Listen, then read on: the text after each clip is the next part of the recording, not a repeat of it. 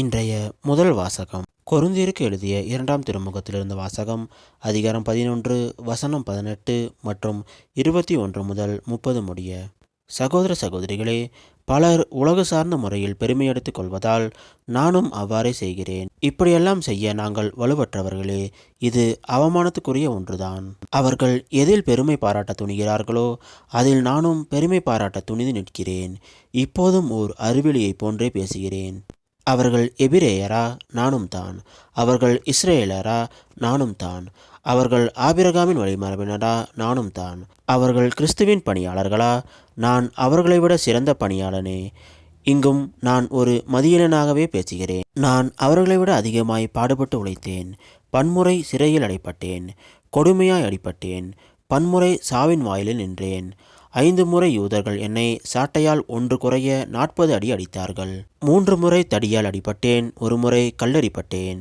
3 முறை கப்பல் சிதைவில் சிக்கினேன். ஓர் இரவும் பகலும் ஆழ்கடலில் அல்லலுற்றேன். பயணங்கள் பல செய்தேன். அவற்றில் ஆறுகளாலும் இடர்கள், கல்வராலும் இடர்கள், என் சொந்த மக்களாலும் இடர்கள், பிற மக்களாலும் இடர்கள், நாட்டிலும் இடர்கள், காட்டிலும் இடர்கள், கடலிலும் இடர்கள், போலி திருத்தூதர்களாலும் இடர்கள், இப்படி எத்தனையோ இடர்களுக்கு ஆளானேன். பாடுபட்டு உழைத்தேன். பன்முறை கண் விழித்தேன். பசிதாக முற்றேன். பட்டினி கிடந்தேன். குளிரில் வாடினேன். ஆடையின்றி கிடந்தேன். இவை தவிர எல்லா திருச்சபைகளையும் பற்றிய கவலை எனக்கு அன்றாட சுமையாயிருந்தது. யாராவது வலுவற்றிருந்தால் நானும் அவரை போல் ஆவதில்லையா? யாராவது பாவத்தில் விழ நேர்ந்தால் என் உள்ளம் கொதிப்பதில்லையா?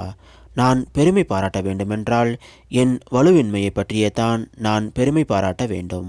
இது ஆண்டவர் வழங்கும் அருள்வாக்கு. இறைவா, உமக்கு நன்றி. இன்றைய நற்செய்தி புனித மத்தேயு எழுதிய நற்செய்தியிருந்த வாசகம். அதிகாரம் 6 வசனம் 19 முதல் 23 முடிய. அக்காலத்தில் இயேசு தம் சீடர்களை நோக்கி கூறியது: மண்ணுலகில் உங்களுக்கென செல்வத்தை சேமித்து வைக்க வேண்டாம். இங்கே பூச்சியும் துருவும் அழித்துவிடும், திருடரும் அதை கன்னமிட்டு திருடுவர். ஆனால் விண்ணுலகில் உங்கள் செல்வத்தை சேமித்து வையுங்கள். அங்கே பூச்சியோ துருவோ அழிப்பதில்லை, திருடரும் கன்னமிட்டு திருடுவதில்லை.